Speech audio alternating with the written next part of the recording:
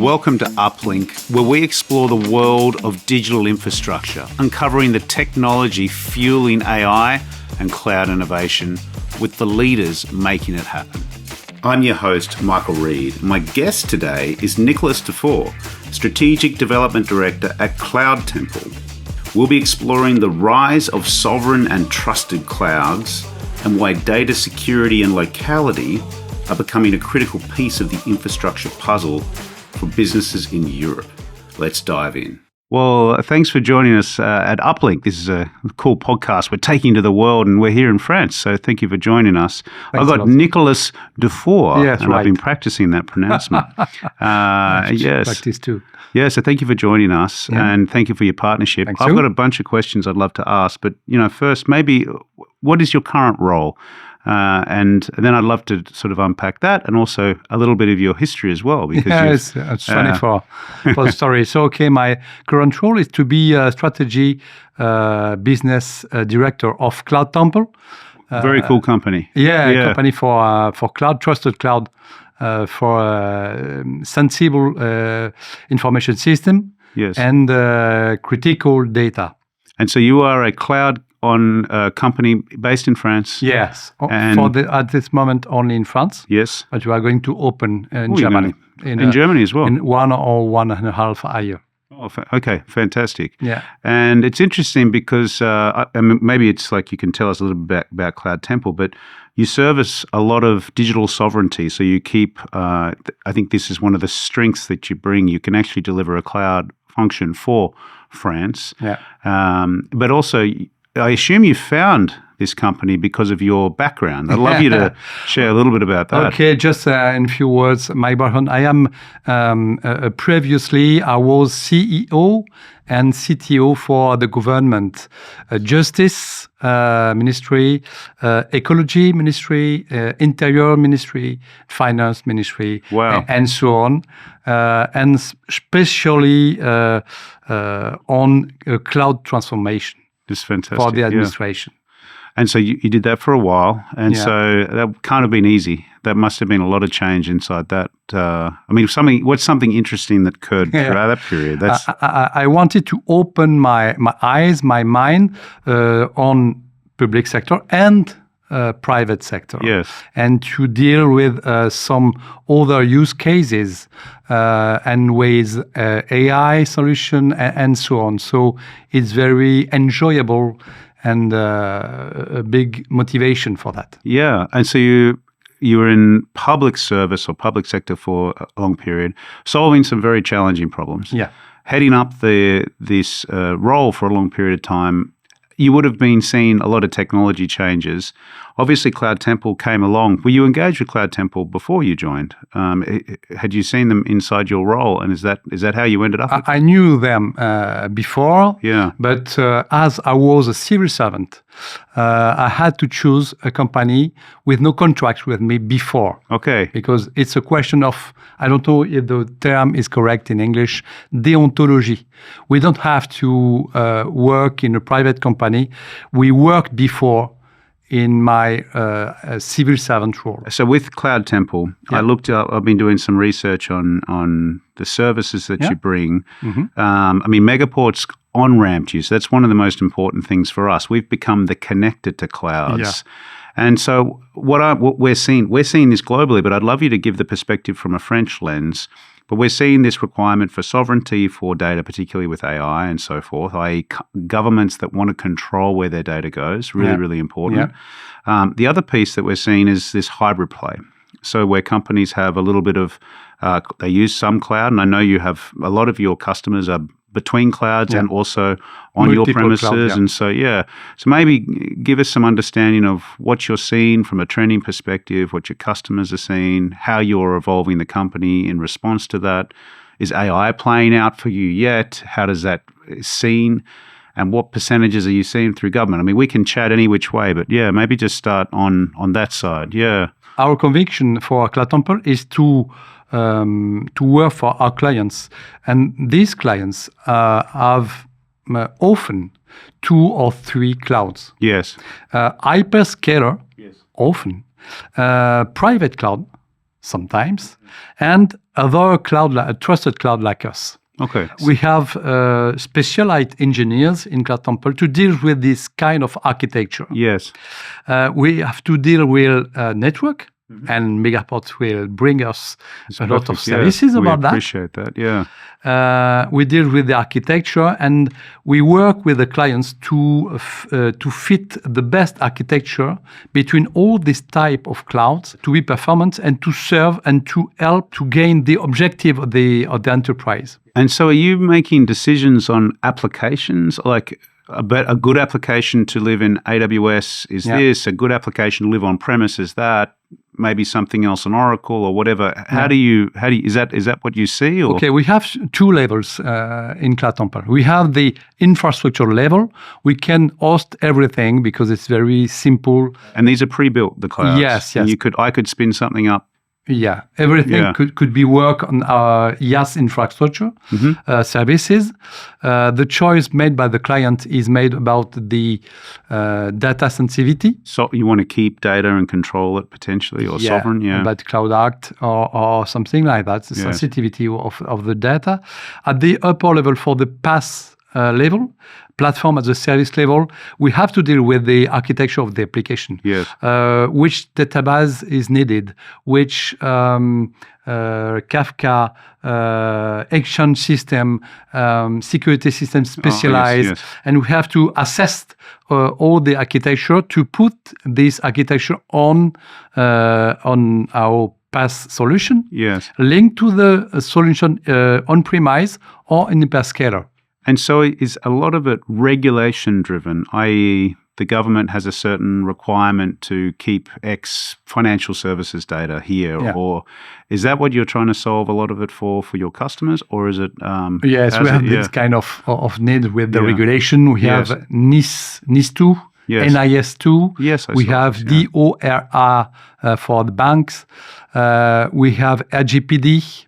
Oh, wow. So you got all these certifications. Yes, we have also for the French administration, we have the regulation name, not exactly a regulation, but an orientation, Cloud au Centre, for the administration to be on SecNumCloud, which is the qualification. Yes, I saw this. SecNumCloud. Yeah. We are SecNumCloud. Yes. When I mean we are. What does that mean for all the listeners? Yeah. When I mean I have a trusted cloud, it's a specific term used by ANSSI, Agence nationale du système de sécurité du système d'information in France, which delivers a specific qualification for the clouder to be at the highest level of cybersecurity, resilience, organizational, typically French investor. Okay. And we have this qualification, like 3 others clouders in France at this moment. And in Germany, we have the equivalent with C5. Oh, wow. In Italy and in Spain, we have this kind of equivalent. You haven't built out there yet, but you've got the certifications you need to land. Yes. 3 years ago. Already. Okay. That's amazing. Yeah. And so I was reading, you were one of the first providers, I think, in France to get this SecNum, which is... We are the third clouders to get this qualification. Yes. There's only 3. 4 at this moment. Okay. But the first was Auskel, second is OVH, third is us. This is I'm familiar with, in the United States, they have certain cloud restrictions for, it's called FedRAMP, which is the federal government basically put in place that you need to be FedRAMP certified. And then what happens is a lot of the states look to that to see if, and sort of becomes this very difficult certification to get. Is that similar? Is that what the SecNum piece was? SecNumCloud qualification, yes. It's a qualification only for the insurer like us to be an answer to the needs of regulation conformity on sovereignty data. Resiliency, sovereign, security, all those pieces. And trusted infrastructure for the companies. Because some companies needs and wants to have a trusted infrastructure. Absolutely. And I'm assuming that is solved for the government agencies and companies, but also your banks, anyone that's servicing those government agencies have those requirements put on them as well. Yes. Sorry, health sector also. Health as well, of course. We have a qualification, HDS, hosting health data. Okay, yes. It's another qualification. And so your customers, who are you servicing? Is it a mix between private sector, public sector? Is there industries that you service more so than others? And we have 30% of public sector. 30? Yeah, oh, well, 30%. The company was founded in 2017, which is good, very good to have this growth. Yeah, we have industry, Veolia, Suez. Of course, we work with these big company like that, Naval, and so on. Yeah, fantastic. So 70% private sector, and you're growing. Yeah. Scaling. Private sector is growing at this moment. Yes. Because we are the only one trusted clouder to get the qualification for the PaaS, for the platform as a service. Yes. So we have a lot of company, and ISV company. We need to have a level of Kubernetes solution, and we are the only one to offer that at this moment. And so, as the head of the strategy, what are you looking for the next 3 years? Is it more? Do you need capital to buy infrastructure, to buy compute stacks, and are people asking for like GPUs? Are they asking for inference? Is it data center space? Do you build data centers? How does it play out? Yeah, the main orientation for the next 3 years are to deep in AI solution. Yes. We have already GPU, LM as a service, and so on, but we have to deep and offer more and more solution for our customer. Secondly, we have to improve the catalog of our product. Mm-hmm. We would like to be an equivalent, a maximum equivalent at the hyperscaler offer with a lot of cloud product. Yes. And we want to open to Europe. Okay. And we target Germany. Germany's a great option, I think. Similar requirements from, it's not SecNum, but these requirements are very structured. C5 really big, is equivalent. Yes. Italy and Spain and Belgium, because Belgium, it's a turning place for the lobbying of cloud in Europe. As we've just landed in Spain. In fact, Manu's gone and built us out there, and we've also gone and built out in Italy. Yeah. Yes. So we have to work together. Of course, yeah. we will connect our customers to you and help them on-ramp and add all these services. So what you're saying, from what you're saying, it's innovation is the key. Innovation, key. So is that engineers, developers? And do you also need the compute stacks, like the hardware? Is that constantly hardware? IBM, Cisco, HP, NVIDIA. NVIDIA, yes, we have not cheap. NVIDIA, less cheapest. Exactly. So there's a capital component. I think about this as our investments. We're constantly getting questioned on CapEx and OpEx and all these different pieces. But the capital expenditure is going to be for the compute stacks. You've got engineers and developers. You'll have new data. How many data centers do you live in? Do you have your own data centers, or we are renting some space. White spaces, and we put everything in it. And how many DCs do you operate? We have 4 DCs at this moment. Perfect. Yeah. We are going to open a new DCs in 150 kilometers just this year, and we would like to open in Frankfurt a new region in 27. Okay. And so your customers are pulling you there. We will on-ramp you wherever you land. You let us know. We'll connect you in so that all the customers can access you, and you can get that sort of hybrid cloud playing out. I'd love you to share anything that you wanted to share with anyone that's listening. Anything that's interesting that you've come across with your company, or where the market's heading. It's a weird place at the moment. There's lots of change going on, but I think you're being insulated to France. So maybe any perspective that folks have around the French environment. What's different about France? Yeah, and the other countries. Yeah, we see global. The culture. The culture is different. Yes. The need is a little bit different. In France, we start the cloud transformation. So the clients needs to have infrastructure mainly, and start to want to have PaaS platform as a service Yes. solution. In Germany, for example, they need mainly platform as a service. Not cloud. Not only infrastructure as a service. Okay. So the culture is different. The way to work, the support has to be different too. Okay. So in Italy, it's another culture also. Yes. More regulation in Germany, more regulation also in Italy. Different, but differently. It's not, and in France we have the ANSI and SecNumCloud is another culture to be able to protect our data. So we have to find the way to be exactly pertinent about the offer for this different country. Yes, okay. But innovation, AI, is key. Security, network, and with Megaport, for example, and with us, is very important in the way to go to the innovation and AI solution. All right, so let me pivot, asking you a question about your experience in the public sector and now the private. Yeah. Which do you prefer? What would you recommend for someone coming up in the industry? In public sector is very, very interesting. You would have been fascinated. Yes, I work 3 years for each administration because I would like to change. I start the transformation.